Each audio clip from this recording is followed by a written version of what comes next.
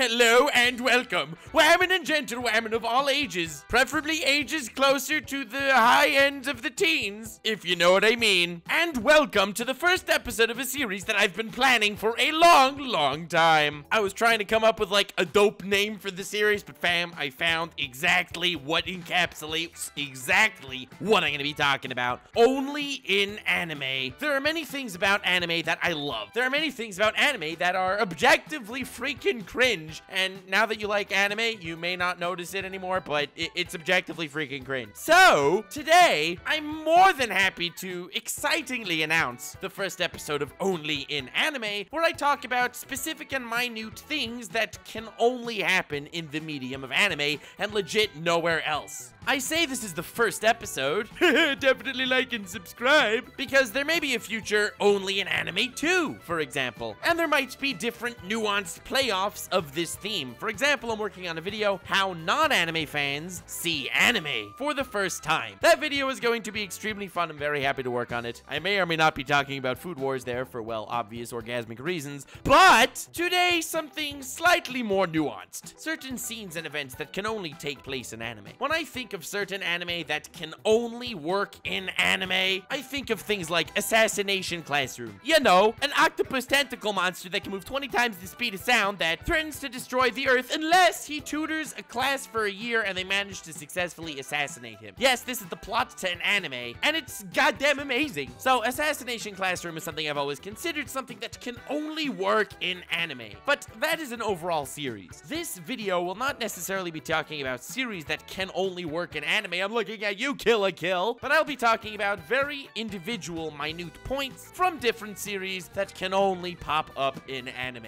I love these little plot points. I love these ridiculous twists that can only fit in this medium, and I love what this medium is. I love anime. I'm so happy to be privileged to talk to you about this stuff, and honestly, I think that you guys are going to love this series. A lot of work has been going into it behind the scenes, coming up with various different episodes of it. Definitely subscribe. I've mentioned it before, but you will not regret it. I'm hyped. The first three things I'm going to be talking about in this video are all from new anime that just began this season of Winter 2020. Not going to be talking about the shows in super depth because low-key they don't deserve it, but I'm going to be talking about some points about these shows that can only happen in the lovely medium of anime, and I will start off happily with Darwin's Game. Now, at this point, we're used to the anime trope of being trapped in another world that pretty much functions like a game and you have to survive and stuff, but Darwin's Game takes a slight little spin and all of that. It's about this app called Darwin's Game, and just like, you know, Darwin's philosophy of the survival of the fittest, well, now you're gonna have to kind of survive, and you better hope that you're the fittest. Everyone develops some evolutionary, like, superpower. I say evolution because they're like, oh, Darwin,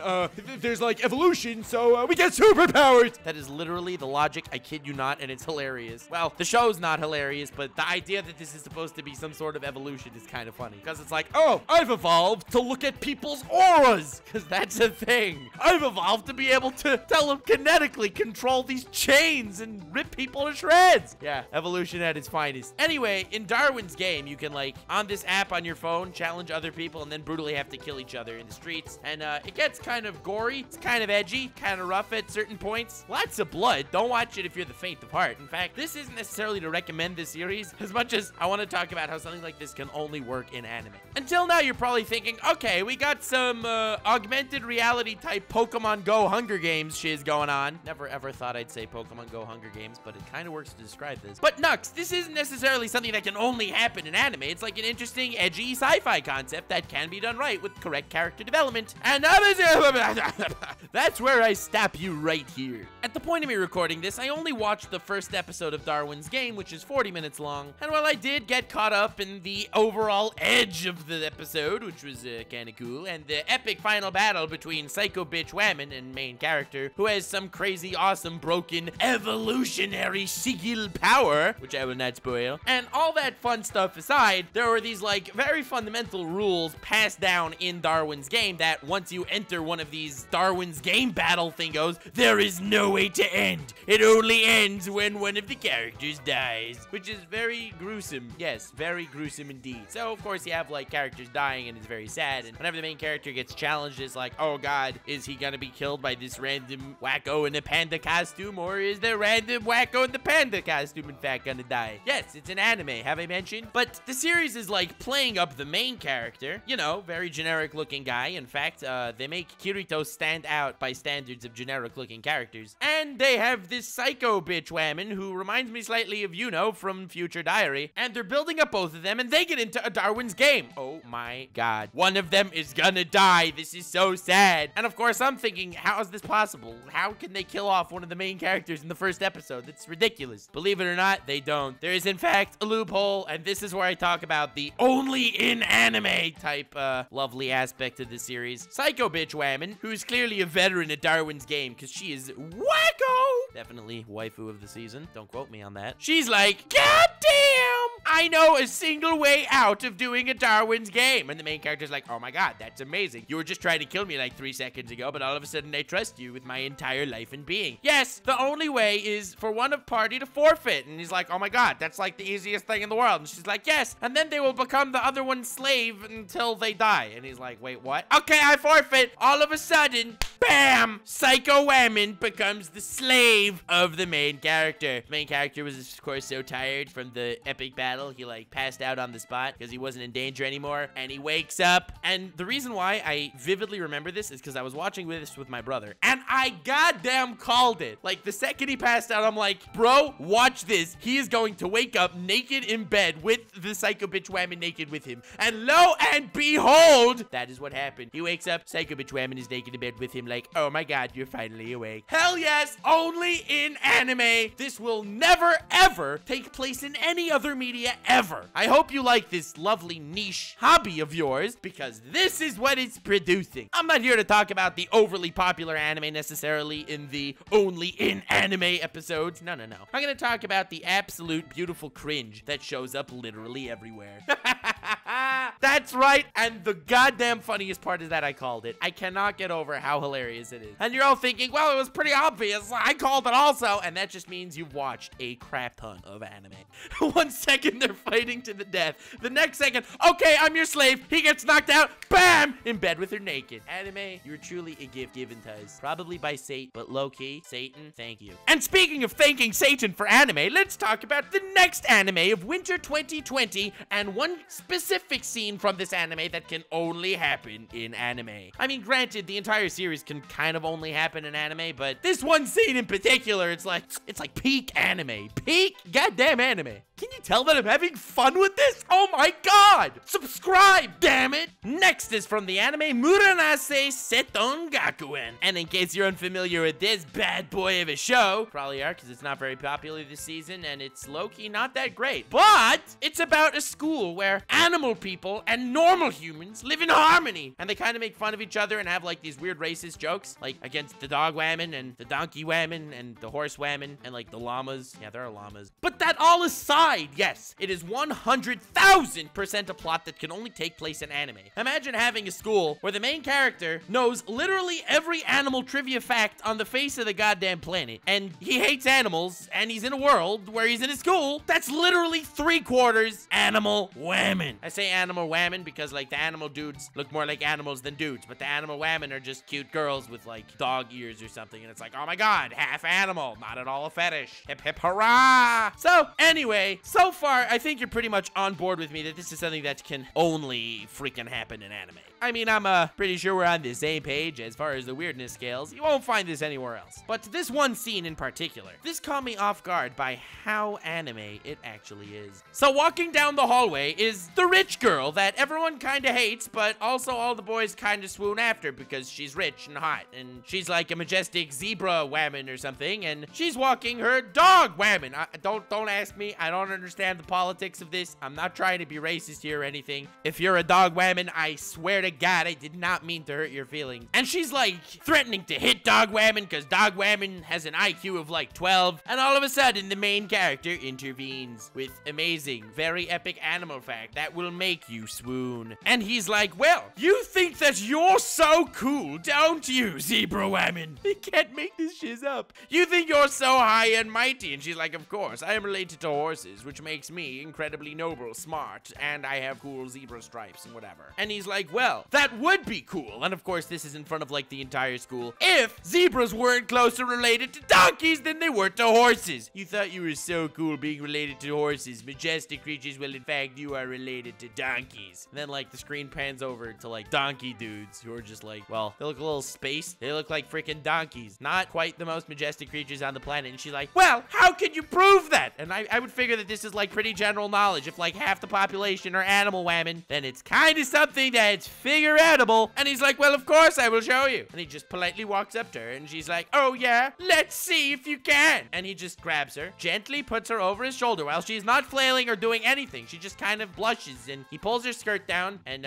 puts his hand in her garments that YouTube does not like me to name and pulls out a donkey tail. Because zebras are in fact closer related to donkeys than to horses. And in this lovely, beautiful show of fan service to the entire school, where she is now basically kind of revealing herself. I mean, this is full out massive sexual assault right now. But since he's kind of proving a point, I guess it's sort of okay. I don't know. I have no idea, okay? Only in anime! That's the only thing I have to say. That's the only thing there is to say. In fact, that is the answer to every single problem you have. Why in JoJo's Bizarre Adventure does Dio show up in every season? Only in anime. That's the only goddamn answer you need. And that is the only answer to why something like this is actually considered normal in the school. And then like the whole school cheers him on. Presumably because he just showed some random hot girl's panties to the entire school. But no, it's because, oh, he was so good that he stood up for 14 IQ dog whammon. Oh, yes. This anime will not be a keeper for me as far as this season goes, but as far as the series only in anime, it definitely showed its presence as truly one of the greats. For the next entry in only in anime, also from this lovely winter of 2020, there is a certain anime that began, and I will tread lightly here, because it's called the Interspecies Reviewers. So, you know how anime likes to explore all these very different worlds, and sometimes the sub-facets of the different cultures are very fascinating? Well, this time we get to learn about a very different sub-facet of culture, if you know what I mean. You probably don't because I didn't explain it yet, but I'll get there. Meet the main character, who's as generic as it gets. However, the certain actions that he does in this anime are not generic for the public eye, especially because this is not a hentai. It is in fact a anime, but I kind of think it could be a hentai, and scenes can't really be shown from this anime on YouTube because, well, I would personally think it's more hentai-ish than anime-ish, but the point stands. We must know the truth. What half human, half animal, monster, elf, fairy, demon whammon is the best to have schmecks with? And one lonely warrior will traverse this road on his own. Oh, this guy is truly our hero. And he will, well, as the series is called, Interspecies Reviewers, he kind of, you know, reviews different species.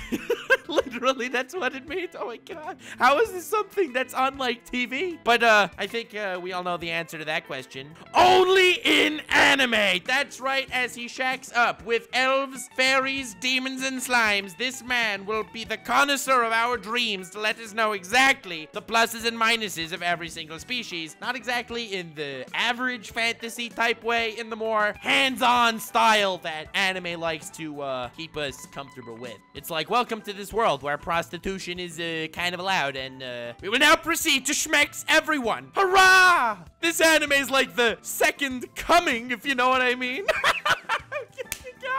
You see that? Very Christian channel here. Not at all delving into the finer arts. But yeah, that's pretty much all I need to say about Interspecies Reviewers in order to get the point across. Winter 2020 is shaping up to be one hell of a season. And speaking of the more only in anime type plots, I know I recently was discussing a lot of really weird shiz that's been going on. Interspecies Reviewers, Animal Whammon School, Psycho Bitch showing up naked in bed. But now, there's another anime this season, Winter 2020, which is also kind of an only in anime, but not necessarily in the really overly cringy weird way. But in in a goddamn cool way that only anime could kind of be this cool. So allow me to introduce you to the anime series id Invaded. For those of you who don't know what the id is a psychological term created by Dr. Sigmund Freud, an Austrian neurologist known as the founding father of psychoanalysis and hentai connoisseur. Okay, maybe I added that part, but low-key it makes him sound way freaking cooler. Now, I believe he is the one that came up with the definition of id, which is part of your psyche which resides in the unconscious parts of your brain. It's all of your instinctive impulses that are modified by your basic ego that can tell us about who you are more than your actual conscious can. Now, I am not a psychologist. I may be fit to be a patient, but definitely not a psychologist. The beauty of id Invaded is it's basically, from what I understand so far, a criminal mystery show that they kind of try to find killers based on the killer's id. They have some way to send someone's mind into the subconscious of the killer's mind based on things he's left behind, and they have to try to psychoanalyze who the killer would be or who their next target would be based on their mind's subconscious. You have our main character, and I won't spoil anything about him, traversing this ridiculously broken up jigsaw puzzle looking world where the person he's chasing can just teleport from one piece of the puzzle to the other when he has to jump and clamber over different pieces to get around. Turns out, to the actual killer whose subconscious he's inhabiting, it doesn't look like a jigsaw puzzle at all. It looks completely flat, so he can walk, teleporting from one piece of this ridiculously broken puzzle to the next without an issue, because his worldview, so too, is completely messed up. And I'm not going to get into details or spoil anything about the show, but it's actually a very interesting, fascinating look into some weird dystopian style psychoanalysis type machine in order to track down murder. The main character himself seems very interesting for different reasons. He has a pretty messed up backstory from what I can gather from the first 2 episodes, but goddamn, this is a story only anime can bring to life. Anime is great at capturing these ridiculously intricate fantasy settings that I don't really see anywhere else. It pushes the envelope on what we can consider a normal TV show. Something like Rick and Morty can only do the weird whack-ass sci-fi shiz based under a veil of comedy, where yes, not everything makes sense, and that's part of the joke and spoof of the overall show. id Invaded is 1000% serious, and you don't see work like this almost anywhere else. Just like you have the weird, cringy, interspecies reviewer type only in anime series, you also get a very interesting glance at a very psychopaths having weird gay schmecks with Inception kind of baby in id Invaded. Now, the reason why I wanted to talk about the entire range of only in anime type series is because these are 4 shows that came out in the winter of 2020. You get series all the time. There are constant anime popping out left and right, and it truly is an amazing medium. It's a medium we could laugh at, it's a medium we could cringe at, and it's a medium that can just have us spellbound. Anime is amazing at capturing all these completely different facets of storytelling, and that diverse extravagance is one of the reasons why I actually fell in love with anime altogether. It's this ability to tell the most ridiculous stories and make them feel like I'm part of something greater, because I like anime, and this is stuff you can only find in anime. But just like it could tell tales of enrapturing stories, as well as pulling down a woman's skirt in public and pulling out her donkey tail to prove to the world that yes, she is in fact closer to a donkey and a horse, which is philosophically deep on a slightly different level, and something that can only be found in anime. Another thing you can only find in anime are the very real human moments coming from very inhuman style characters. I mentioned in the beginning of this video Assassination Classroom, and it's a series that I feel like people don't talk about enough. I know it didn't come out in the winter of 2020, but most of the more emotional only in anime moments are at massive climaxes in a series. So from the first 2 episodes of some new season, you're pretty much never gonna find something like that. So I briefly wanted to talk about Assassination Classroom and how the theme of only in anime doesn't only work with psycho bitches showing up naked in your bed and it's somehow funny, but at the same time mad cringe, but certain things that you can only find in anime can touch you on a level deeper than things you could find anywhere else. So as I mentioned in the beginning of this video, Assassination Classroom is literally a story about this nigh invincible tentacle monster that vaporized 70% of the moon and is like, I am gonna blow the earth to smithereens unless, listen to this ridiculous ultimatum, I tutor a failing class in school, and this failing class will have 1 year where they have to shape up and try to assassinate me. If they could successfully assassinate me, well, I'll be dead and I won't be able to destroy the planet, but otherwise you guys are screwed. Do you even hear how ridiculous this sounds? You have all the major military bases around the earth pretty much trying to take down Koro Sensei, otherwise known as the unkillable sensei, and they can't. This guy can move 20 times the speed of sound. Like, they shoot missiles at him and he has time time to polish the missile before it misses him and explodes, obviously in the distance. He can regenerate. He could shed his skin once a month, which makes him basically immortal for that time. He can go into this ridiculous ultimate defense form where he's completely impervious to all attack for 24 hours. And that's only scratching the surface of the ridiculous amount of powers this guy actually possesses. And now he's willingly giving himself up to this class of 20 students that basically suck at life, giving them the chance to assassinate him. Of course, the government's very eager to say, students, do your best. We'll train you with like super FBI guys because we really want you to kill this monster who's threatening to wipe out our entire planet. So the government's on board with this crazy shenanigan, and Tentacle Monster, for some unknown reason, wants to teach these failures and try to have them kill him all the time. Obviously, it's not easy. You can shoot at him, but the guy moves 20 times the speed of sound. They try suicide attacks and stuff, but this guy's so adept at surviving, even suicide attacks will not work because he'll be able to get the person who's trying to suicide bomb out of the way of the bomb before the bomb can even detonate. Imagine how ridiculous a setting like that is. It's a setting you will never find anywhere outside of anime ever. This is only something that can exist in anime. Low-key, when this anime started, I was entranced. I loved it. From the very first episode, it was one of my favorite comedy anime ever. I think it came out in like 2015, and I vividly remember waiting every single week to watch the new episode of Ansatsu Kyoshitsu, or Assassination Classroom, where the class was attempting to assassinate an unkillable monster. It was hilarious. The different shenanigans they'd always pull. The different schemes that would almost work, but you know, they're up against an unkillable monster. I adored this show. I love the comedy and the character development too, because in the end of the day, if you got a class actually really working hard at something, with a teacher that's really trying to help them improve with their best interests in heart, and also with all these crazy FBI guys trying to get them to become goddamn badasses, this class starts to develop. A class of misfits start to become closer together. A class where everyone is considered a failure, each manages to blossom in their own very different way.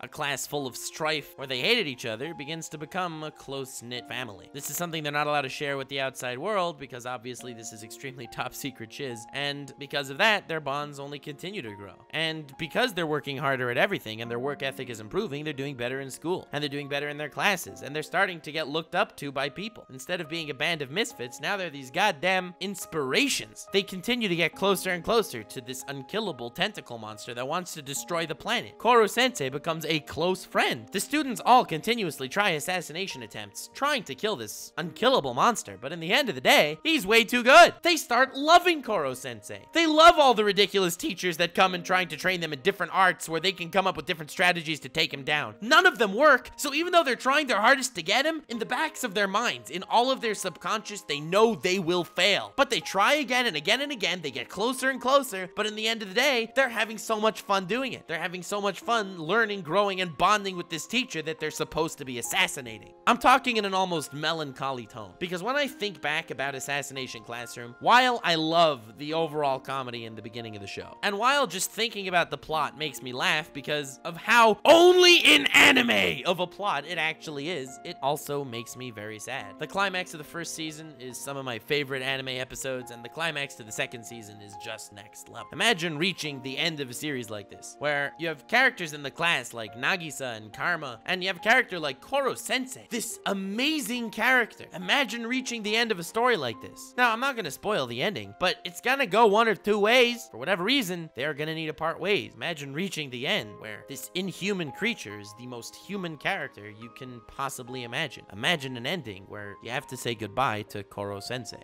Through the ridiculous attempts this class has been taking for the last year, you become really close-knit with the class as well. You feel like you're part of this class of misfits. Look, no one's life is perfect. Everyone can latch on to the crappy parts in our own lives, but we also can latch on to the things we're good at. Everyone has strengths, even if you can't find them, and even if society doesn't value them, they are something you can hone and something that you can be looked up to for. Koro-sensei finds the greatness in every single student and makes them the star that they could be. Every single member in his class is a diamond in the rough, and throughout this year of teaching them, he manages to polish them into an actual diamond. Us viewers too, though, we are all also diamonds in the rough. style. Everyone is a diamond in their own right, and you just gotta polish yourself. Everyone watching Assassination Classroom finds themselves looking up to Koro-sensei as the story progresses. In the subconscious part of our minds, we know that we may be approaching a finale, but come on, are these guys really gonna be able to kill this unkillable tentacle monster? He's a goofball, it's true. He's an amazing character and a close friend, but are we gonna actually kill the unkillable sensei? And then, well, you reach that point at the end of season 2, when the time comes that something actually happens. That's when the subconscious goal of, oh yeah, we're gonna kill this guy, becomes a very scary reality, and let's just say, it has one of the greatest endings in all of anime. One of the greatest endings, one of the most emotional and touching endings, and an ending that you can only find in anime. Thank you all so much for watching. I hope you did enjoy this video. Much like Assassination Classroom, I hope you managed to laugh and cry along with me on this lovely journey. Because low-key, this is the kind of stuff that no one talks about that people need to talk about more. This is why anime is really so special. This is why it can resonate with people on so many levels, and this is why it's so freaking cringe sometimes. I hope you enjoyed the first episode of Only in Anime. Please leave a like if you did enjoy, and if you want part 2 or another tangential episode of Only in Anime, and please subscribe to know when that comes out. It would be extremely helpful. YouTube kind of hates my channel right now, so all subscriptions and likes super duper appreciated. In the description, I have a link to my Twitter, to my Twitch, and to my Patreon. Feel free to follow me on those places and pledge on Patreon. That would be extremely helpful, especially during January, where I'm making pretty much nothing for my videos, and it's costing more to pay editors and artists and stuff than I'm actually making. So please feel free to pledge Patreon. That would be dope. Have yourself a most wonderful evening, and like that weird, wacko, invincible tentacle monster always taught us, stay weird, fam.